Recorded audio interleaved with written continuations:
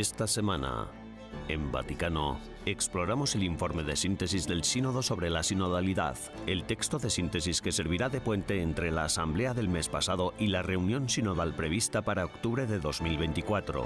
Les presentamos el fascinante mundo de los milagros eucarísticos con el Dr. Franco Serafini, cardiólogo. Además, visitamos la iglesia romana de Santa María de la Oración y de la Muerte, fundada por un grupo comprometido con el enterramiento de cadáveres abandonados a orillas del Tíber y a la oración por sus almas. Todo esto y mucho más, a continuación, en Vaticano.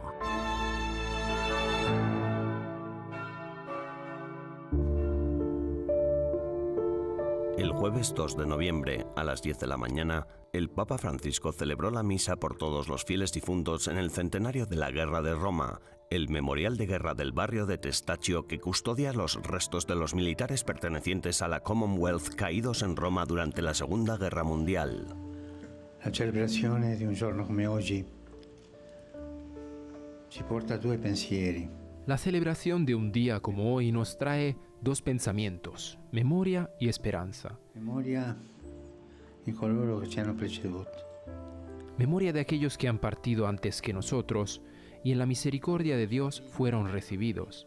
Esto es un misterio, esta gran misericordia del Señor. Il nostro cammino, la nostra strada. Y luego la esperanza. Esperanza, esto es una memoria que mira hacia adelante, que mira nuestro viaje, nuestro camino, nuestra senda. Caminamos hacia un encuentro, todos nosotros, con el Señor. La esperanza que mai delude, mai.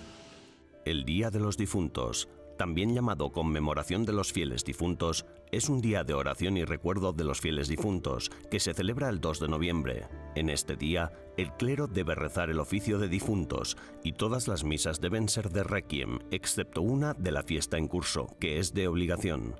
Este año, el Santo Padre celebró una misa por todos los difuntos en el Cementerio de Guerra de Roma. El Cementerio de Guerra de Roma se extiende a lo largo y dentro de las murallas aurelianas de la antigua ciudad de Roma y contiene 426 sepulturas de la Commonwealth de la Segunda Guerra Mundial. Io vorrei soffermarmi su una cosa che mi è accaduto all'entrata, ¿no? Yo guardavo. Quiero hablar un poco acerca de algo que vi en la entrada cuando llegué. Estaba observando la edad de estos caídos. La mayoría murió entre las edades de 20 y 30, vidas truncadas, y no pude evitar pensar en las guerras de hoy. Hoy en día está ocurriendo lo mismo. Tanta gente joven en las guerras alrededor del mundo, cuántas personas muertas. Destruimos vidas sin siquiera darnos cuenta, sin pensarlo. Hoy, al pensar en los muertos y en el recuerdo de los muertos, pedimos al Señor la paz para que las personas dejen de matarse entre sí. Perché la gente non si uccida più nelle guerre. Este mes de noviembre, sigamos el ejemplo del Santo Padre y no nos olvidemos de rezar por todos los fieles difuntos.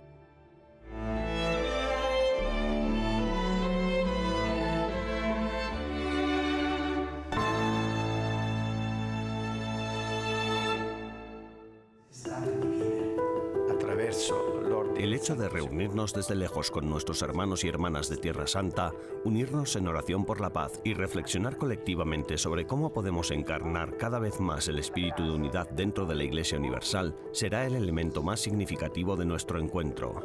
Con estas palabras, el cardenal Fernando Filoni ha introducido esta mañana, en la oficina de prensa de la Santa Sede, la presentación del Consejo 2023 de la Orden Ecuestre del Santo Sepulcro de Jerusalén.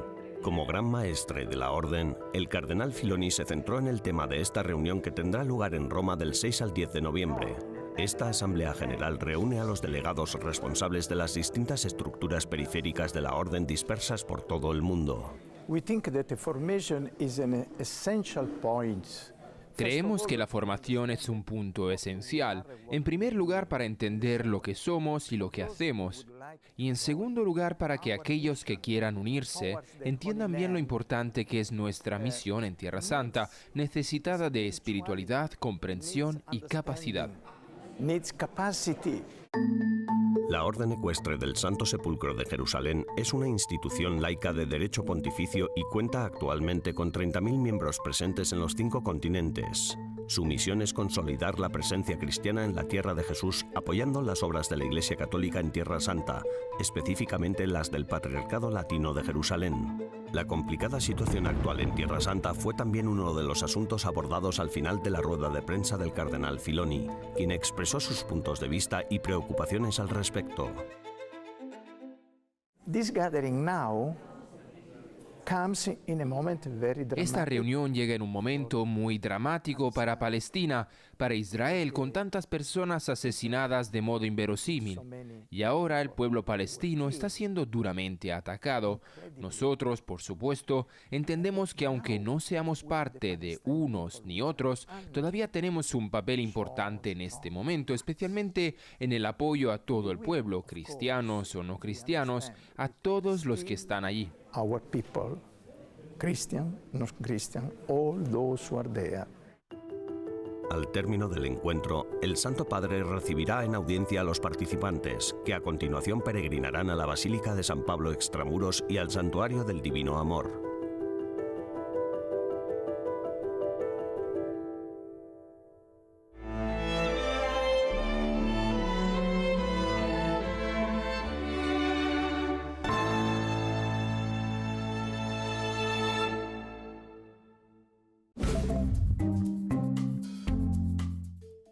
Hola y bienvenidos a las novedades del Vaticano de esta semana, las noticias más relevantes del Santo Padre y del Vaticano. En la fiesta de Nuestra Señora, Reina de Palestina y de Tierra Santa, el Patriarca Latino de Jerusalén, el Cardenal Pizzaballa, le ha consagrado la iglesia local y toda la tierra. En presencia de algunos centenares de fieles, el Cardenal presidió una misa en el santuario dedicado a la Virgen en Deir Rafat. El santuario está situado a medio camino entre Tel Aviv y Jerusalén, en las regiones de la antigua Palestina, en la frontera de la Filistea bíblica.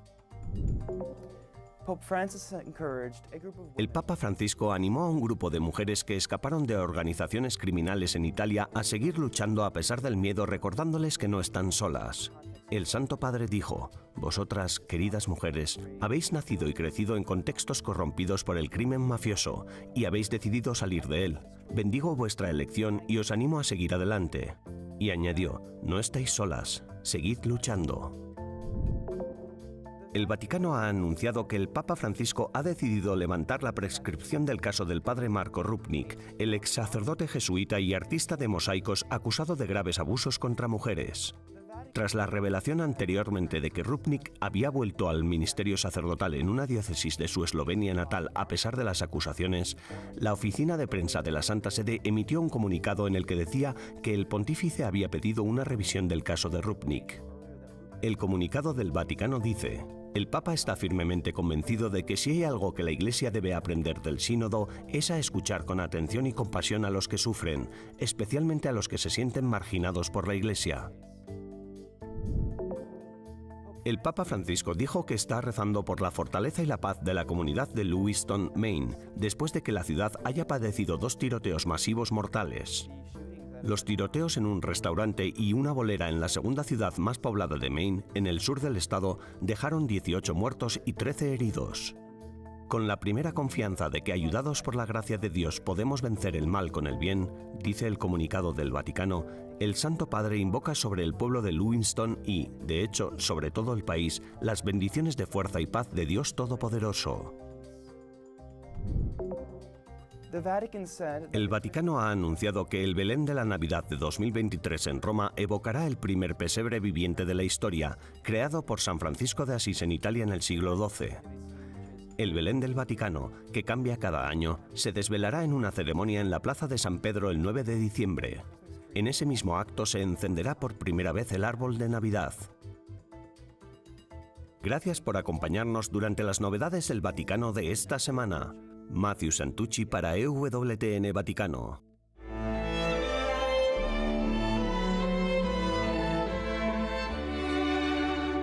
En breves instantes regresamos con más en Vaticano.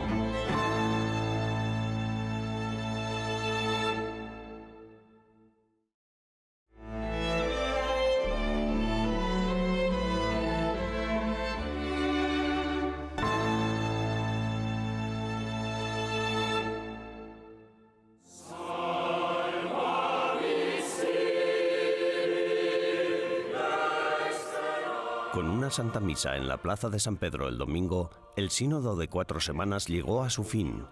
Durante este tiempo, los más de 400 participantes se reunieron en el Vaticano para debatir sobre el futuro de la Iglesia en el contexto del sínodo sobre la sinodalidad iniciado por el Papa Francisco en 2021. La próxima asamblea sinodal pondrá fin a este sínodo dentro de un año, en Roma, en octubre de 2024.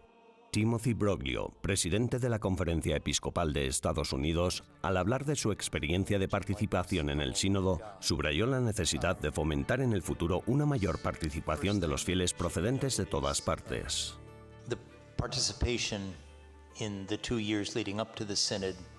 Menos del 1% de los católicos de todo el mundo participaron en los 2 años previos al sínodo. Así que creo que una cosa que tenemos que hacer en el futuro es fomentar una mayor participación e invitar a la gente a comprometerse realmente en este proceso de habla y escucha, rezando juntos. Creo que eso sería una fuente de riqueza para la Iglesia. El Papa Francisco había subrayado repetidamente que el Espíritu Santo era el protagonista de este sínodo. La secretaria general de la Conferencia Episcopal Nórdica, la hermana Anna Miriam Kashner, confirmó en una entrevista concedida a EWTN que, efectivamente, el Espíritu Santo desempeñó un papel importante durante el sínodo. Sin duda, el Espíritu Santo se dejaba sentir. Desde el principio, ya antes del sínodo, hicimos un retiro de 3 días. Y el hecho de que nos preparamos para el sínodo en silencio y oración fue muy importante. De hecho, hemos manifestado nuestro deseo de volver a hacerlo el próximo sínodo. En lo que respecta a este asunto de la conversación en el Espíritu Santo, diría que muchos obispos y también muchos laicos experimentaron por primera vez este tipo de comunicación. Creo que el Espíritu Santo estuvo presente de verdad. Y eso influyó en el ambiente del aula sinodal. El cardenal Michael Czerny, prefecto del Dicasterio para la Promoción del Desarrollo Humano Integral, subrayó que lo que hay que cambiar no son las estructuras de la Iglesia en sí, sino la forma de tratarlas. Creo que lo que descubriremos no es lo que podría considerarse una idea nueva, sino que aprenderemos a vivir dentro de esas estructuras o a movernos con esas estructuras. Tal vez incluso sea mejor decir que esas estructuras se moverán con nosotros de forma sinodal y que esto permitirá que esas estructuras, que de suyo ya es una palabra algo rígida e inflexible, sean más sencillas y puedan cumplir mejor su propósito.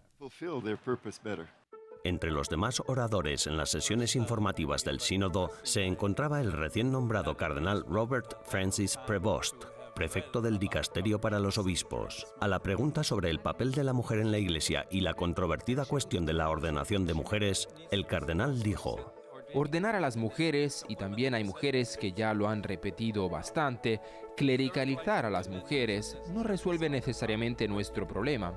Es más, podría crear un nuevo problema. Tal vez necesitemos desde perspectivas diferentes una nueva comprensión o una comprensión diferente del liderazgo, del poder, de la autoridad y del servicio, sobre todo del servicio en la Iglesia. Esto, si se quiere, sí podría ser algo que mujeres y hombres aportasen a la vida de la Iglesia. El informe de síntesis presentado al final del sínodo tiene 40 páginas. Los participantes en el sínodo, como el obispo alemán Stefan Oster, intentarán ahora dar el siguiente paso. Espero que consigamos algo parecido a una guía, porque ya tenemos la experiencia de que 40 páginas de un tema denso y rico en contenido probablemente no serán leídas por mucha gente. Por eso espero que consigamos algo más conciso. Contaré con alegría el camino recorrido y también intentaré poner en práctica el método aquí y allá.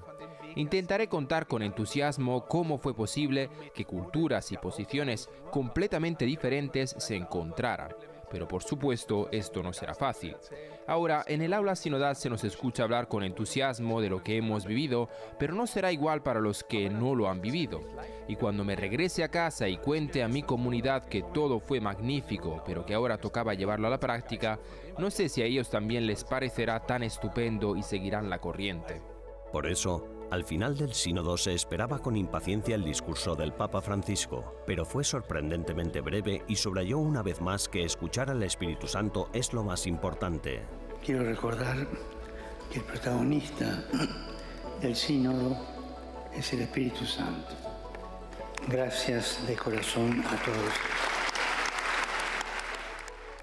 Una última pregunta.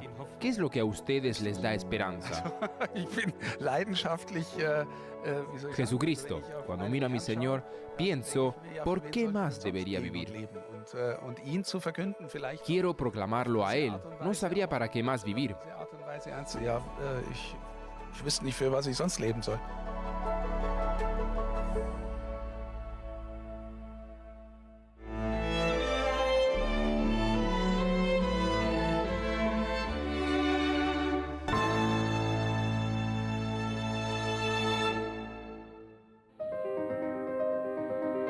Existen alrededor de 107 milagros eucarísticos documentados y aprobados para su veneración por la Iglesia Católica a lo largo de los siglos. Aunque algunos milagros incluyen la protección de las hostias, la levitación e imágenes de Jesús en la hostia, la mayoría de los milagros son una manifestación de la carne y la sangre de Cristo crucificado.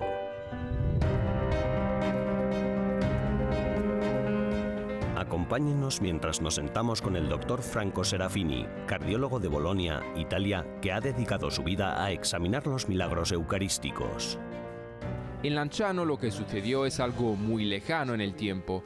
La historia, que es más una leyenda que historia, nos habla de un monje de espiritualidad basiliana que un día, durante el siglo VIII, estaba celebrando la misa, pero dudaba de la verdadera presencia de Jesucristo en el vino y en el pan, y como respuesta a su falta de fe, ocurrió un milagro.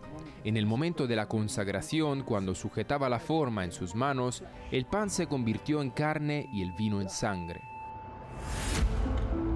El interés del Dr. Franco Serafini por los milagros eucarísticos comenzó hace unos 8 años. El cardiólogo italiano sabía que se habían examinado científicamente varios milagros eucarísticos, pero no conseguía encontrar ninguna documentación original y, además, consciente de su inmenso potencial apologético, Serafini decidió viajar por el mundo para examinar él mismo algunos de esos milagros.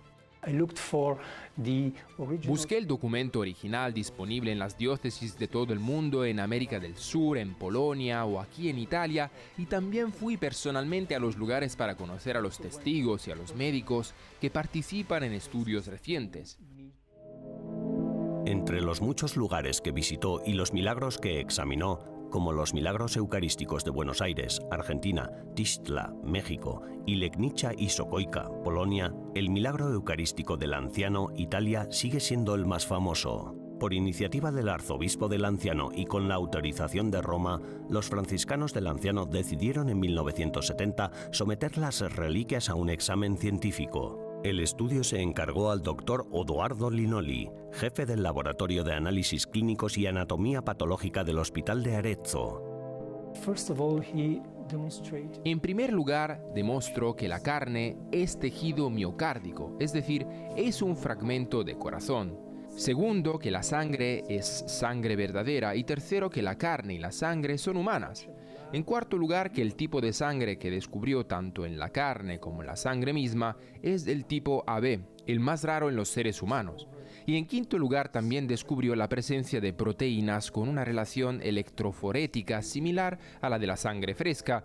Y 6, que la sangre contaba con presencia de minerales. Lo particular de los milagros eucarísticos es que también suelen tener características científicamente inexplicables e irreproducibles. Por ejemplo, tanto en Tixtla, México, como en Sokolska, Polonia, las hostias milagrosas y los tejidos del corazón están inexplicablemente entrelazados a nivel microscópico. Además de estas cualidades únicas, los 5 milagros eucarísticos que el Dr. Serafini examinó de cerca presentan 4 características comunes. Lo que hemos encontrado en todas y cada una de las 5 veces es la presencia de corazón, de tejido miocárdico sufriente. Además contamos con, por supuesto, la sangre. También tenemos el tipo de sangre. Es del grupo sanguíneo AB, el mismo grupo sanguíneo que también se encuentra en la ropa de la pasión, como el sudario. Y también se ha conseguido obtener resultados de ADN, puesto que las pruebas confirman la presencia de ADN. Pero este ADN se comporta de una manera muy extraña, porque es un ADN escurridizo. because it is an elusive DNA. A diferencia del ADN humano normal, el ADN encontrado en los milagros eucarísticos no es legible en su totalidad. Algunas secuencias, inexplicablemente, faltan, lo que hace que este ADN milagroso sea imposible de rastrear o reproducir. Finding the same DNA in different Eucharistic miracles would be. Considero que la hipótesis a este respecto debe ser el hecho de que encontrar el mismo ADN en diferentes milagros eucarísticos sería demasiada confirmación de la autenticidad de la Eucaristía católica. Sería algo demasiado fuerte, algo que aniquilaría, destruiría y humillaría nuestra fe. Es que en la Eucaristía tenemos que creer. No debemos conocer la Eucaristía como un hecho probado y científico. The Eucharist as a proven and scientific fact. A la luz de estos intrigantes hallazgos y de la naturaleza enigmática del ADN en los milagros eucarísticos, el doctor Franco Serafini cree que la ausencia de ADN fácilmente rastreable en estos milagros podría servir a un propósito superior. Para él, la posibilidad de una conexión biológica indiscutible podría eclipsar la esencia de la propia creencia. Si el acontecimiento eucarístico es verdadero, eso significa que tenemos una huella biológica que proviene del cuerpo de nuestro Señor Jesucristo, una huella biológica en este mundo. A biological trace in this world.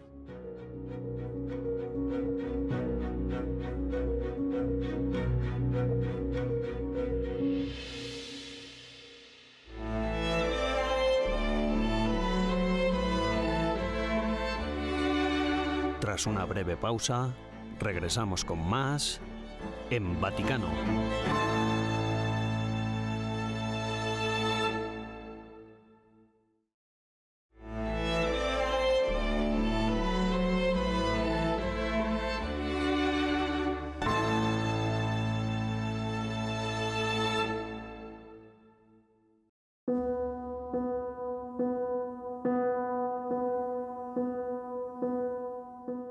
Santa María dell'Orazione e delle Morte, o Santa María de la Oración y de la Muerte, es una iglesia cofradía del siglo XVIII situada en Roma, junto al Campo di Fiori y el Palacio Farnesio.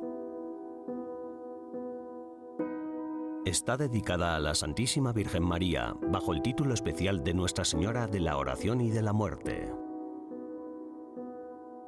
La iglesia se fundó en 1576 para dar sepultura adecuada a los cadáveres abandonados. Aunque solía incluir enormes bóvedas donde se enterraban más de 8.000 cadáveres, la mayoría de las bóvedas fueron destruidas durante otras construcciones en 1886. Sus orígenes se remontan a una cofradía fundada en 1538 y asociada a la Basílica de San Lorenzo in Damaso. La Compañía de la Morte, o Compañía de la Oración y de la Muerte, era una asociación informal de laicos, preocupados por la situación de los cadáveres que se encontraban abandonados en el campo y en el río de Roma.